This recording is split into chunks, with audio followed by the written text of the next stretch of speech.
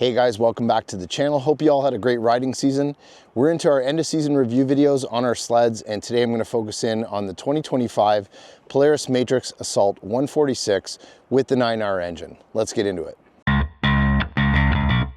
Sledaddicz is brought to you by Team Vincent Motorsports, Bergstrom Carbides, Ledger Performance, Ultimax Belts, Stud Boy Studs, and Radio World.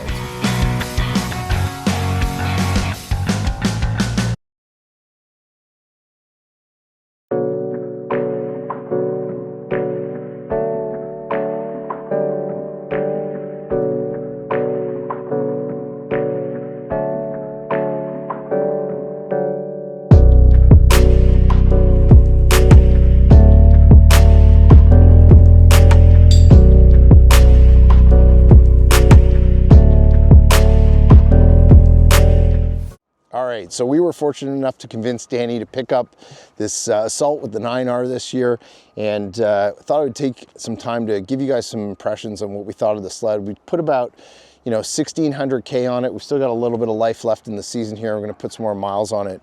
But so far, this sled out of the box, incredible sled. For me personally, you guys have been watching the channel, you've probably noticed that we've moved into the crossover sleds quite a bit. Our fleet's definitely moved more so from the 137s into the 146s now, with 3 of the 4 sleds being 146s. And this Polaris Matryx Assault is an absolute blast to ride. All right, first things first, this new 9R engine, stellar motor, works amazing. I've had a chance to put some miles on, the 850 Patriot motor as well as the Boost, and it's definitely right in the middle where it should be.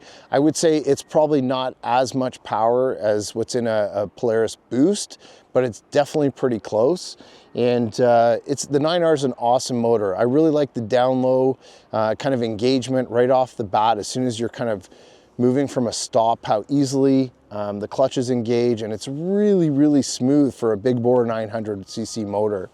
The power is phenomenal. It's definitely got a bit more jam compared to an 850, but I think where you really notice it is the throttle response in the low to mid range. Seems to be awesome.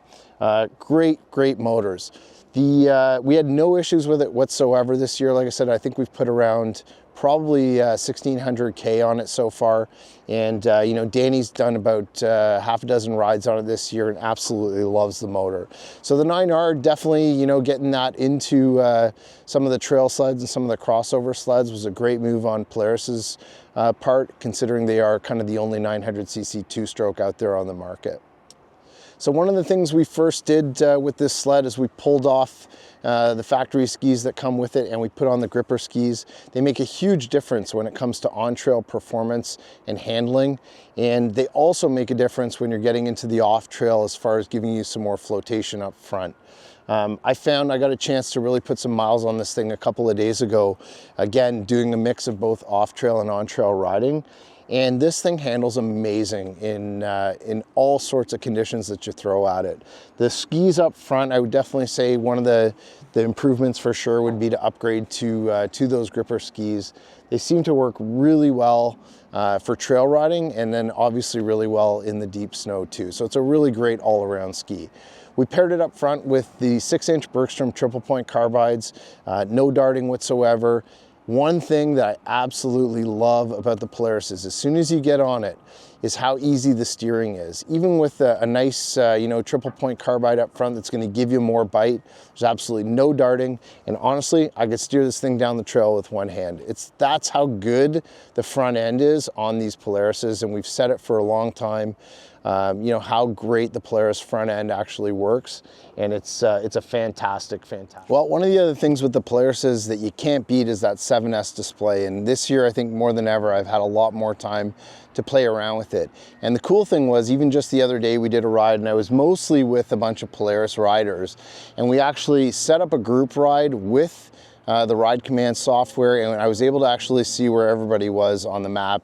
It goes as far as to tell you how far back folks are in the pack. So I know if, my friends were 2, 3, 4, 5 kilometers back. Absolutely super impressive.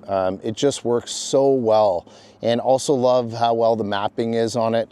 I found it actually pretty accurate for all the trails up here around Cochrane that we've been riding. It was pretty much dead on as far as accuracy. Really amazing. The customizability with the gauge in terms of how you can set things up is just phenomenal. The warmers are another thing too that I love on the Polaris. I just love the ability to be able to set those 3 settings in terms of how much heat you actually want on the bars. Really, really, really well done from a Polaris standpoint. They just work awesome. All right, so we got the Velocity 2.0 shocks up front. Really nice shock package that Polaris puts on these sleds. Lots of adjustability in terms of compression on those shocks. And typically what we do is we'll start them off super soft, and then we'll just kind of dial up the compression from there until we get it to a good point where there isn't as much body roll. This is a great sled. It runs awesome over the bumps. I found it really comfortable, really easy to ride. As I mentioned earlier, how easy that steering is. And the suspension works great. You get it into the studders, it it flies across there, no problem. And I love the 146 packages. I think they do bridge those studders a little bit better than the 137s, like the VR1 that we had previously. So, on the trail performance of this thing, it's amazing. And I was actually able to give it to one of our friends, Dieter, the other day, just to let him try. He'd never tried an Assault on the trail and was kind of curious about that 146 and how well it would work and how different it would be compared to his 137. And man, he absolutely loved it. They work awesome for on-trail sleds as well. And again, it's kind of that crossover type sled that I think everybody really appreciates. Obviously, we got the uncoupled skid in the back. It makes it super fun to ride. You go down the trail and you honk on the gas and the skis come up. It really hooks up amazing, and it gives you awesome traction out the back, and a lot of fun to ride, especially when you're hitting some of the hills on the trail, and you can really lift that front end up quite easily with this Assault. And again, that's the part about those uncoupled skids that I absolutely love. And this thing's an absolute blast to ride. Off trail, also really easy sled to use and maneuver off trail. It seems to work really well in deep snow, and you get really good flotation again, just because it is that 146 platform with the bigger skis up front. I had no issues going through deep snow with it. And again, I kind of keep comparing it to the folks that were on the 137 trail sleds. And when I would come to a stop, even on deep snow, and get going again, I would just kind of stay floated, but I would see them sort of start trenching out a bit, and it was a little bit harder for them to kind of maneuver in the deep snow. Also really found this thing easy to not only just get the front end up, but to get it on the side and carve with it. It's really easy to shift your weight around on it, and it seems like it's just easy sled to ride, even in some of the deeper snow that we've been in the last couple of days up here. So, I've had a chance to ride a lot of the different Polarises, like the VR1s, the XTRs. Out of all of them that I've ridden, this one here has absolutely been my favorite so far. I think it's like the right amount of power. It's a great motor. It handles amazing on trail. It handles really well off trail. It's an absolute blast to ride. Super, super fun sled, really capable as far as like a 50-50 sled. And I would have no problems running one of these. I absolutely love it. It's definitely been my favorite Polaris that I've been on to date. So one of the other things that I really give kudos to Polaris on this year, and again, whether it's the Assault, whether it's the XCR, whether it's the VR1, their braking system's phenomenal. Like, you go into a corner, these brakes work so well. You hear kind of that, I love that high pitch kind of hum that they make, but man, does that sled come to a stop pretty quickly. Like, you get on the brake, you just tap it, and it really does take you from, high speed into a corner perfectly. And I just think that's one thing that Polaris has always done exceptionally well is, the braking system, however it's designed, it just works so well. So out back, 146 inch track. This is the 1.6 Cobra track, which I've always been a fan of. And I know there's a lot of mixed feelings out there about those tracks, but I think as a crossover track, it actually works really well. Now, we ended up putting some studs in this one, which obviously helps with braking and acceleration on the trail. And it's worked extremely well. We put a bunch of Stud Boy PowerPoint studs in it with the Pro Series light double backers that we like to use. And overall, it's been a great setup for this machine. And again, primarily it is getting used, 85-90% on the trail. So it was really, we wanted to make sure that it was set up properly for trail riding, and it's a beast, man. When this thing hooks up, you know, it squats, lifts the skis, and it will carry them, and away you go. It's worked really well, and again, studding really does help with any of the icy corners or braking or even crossing over you know, some lakes and rivers where there might not be a lot of snow coverage. The traction on this thing has been amazing. But again, I also think that that's part of the reason the uncoupled skids work so well, is because they just allow, they really allow you to squat when you get on the gas, and there's a lot of movement that happens back there in the skid. One thing I did notice, super cold mornings when you get up and let's say it's minus 25 outside, this seat, hard as a rock when you get on it. I actually couldn't believe it. It's almost like it was froze. And I think I've even seen some guys might be even bringing them into the hotel room, which kind of makes sense. But now I get it. Sitting out here today, it's really warm out. And once it actually gets warm, super comfortable seat, more so than some of the other trail models that I've tried this year. Like I was on an XCR yesterday and just found it like the seat is rock hard. But the one that comes on the Assault, super soft, really comfortable, and you know, makes for an all-day ride out on the trails, super easy and super comfy.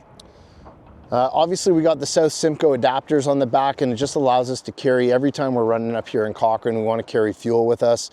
You know, something that Polaris doesn't have is a fuel caddy system. So obviously we're using all the Link stuff from Skidoo, which is a really easy conversion kit for these sleds. Just allows us to put the cans on. We can use the Link bags if we want to, if we're going to take it for overnighters, or even just to have our safety stuff in a bag on the back. So that works really nicely. So one of the things I did find, you know, if I was sort of draw some comparisons, because again, we do ride a lot of Skidoo, these things are definitely a little harder on fuel for sure. I would say the Polaris is, in general, from what we've seen, they're a little bit harder on fuel. This one in particular, like compared to some of the other sleds we've tried from Polaris, I think they're all around the same as far as mileage is concerned and gas mileage. We do find the Skidoos are a little bit better on fuel, but for the most part, you know, you're going to be able to get for sure 150K, 160K, again, if you're really on it. And the big thing with fuel consumption is it's all how hard you are on the throttle. If you're going to be really hard on these things, you know, you're going to drink more fuel. But for the most part, you can easily get, you know, probably close to 200K for a nice day ride if you're being, you know, let's just say modest on the throttle. You know, so the only thing, other thing that I noticed with this sled, and I think it's just with all Polarises, is the cold starts in the morning. Super smoky. These things smoke like chimneys in the morning on cold starts, but you know, once they warm up, they're fine.